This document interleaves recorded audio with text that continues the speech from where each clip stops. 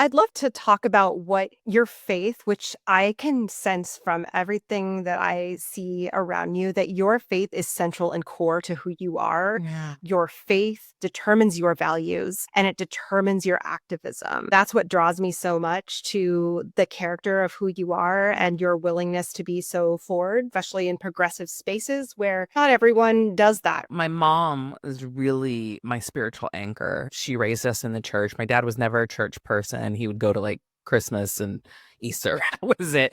Don't blame him. I get it. Church isn't for everybody, but my mom was really my spiritual anchor and where a lot of my beliefs are formed from. I grew up in Santa Barbara, California, which is predominantly a white city. We went to one of the only Black churches in the city, and it's now a historical landmark. It's African Methodist Episcopal Church, AME Church, Black church, and grew up with the gospel choir, very, very loving, inclusive, progressive environment. And so a lot of the conservative evangelical mindset and theology I was not exposed to. I never went through a deconstruction period because I was always raised a progressive Christian, which to me was just a Christian. So when I went to Azusa Pacific University, which by and large is a more conservative evangelical Christian college, I was like, what is this? Like, what do you guys believe? I'm so confused. I didn't have the views about the LGBTQ community that they did. I didn't have these views about women preaching. I didn't have those views. And so I was very confused and I was very isolated in what I believed and how I operated because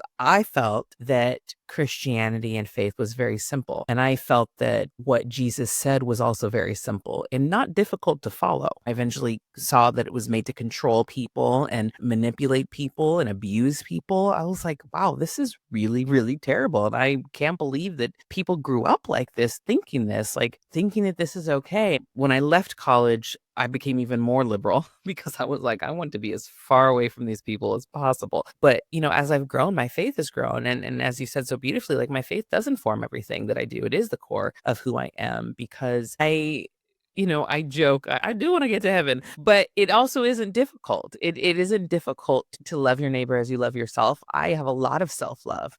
And I think that that's kind of why we're seeing a lot of what we're seeing is that there is no real self-love on that side, because how can you love somebody else if you don't love yourself, right?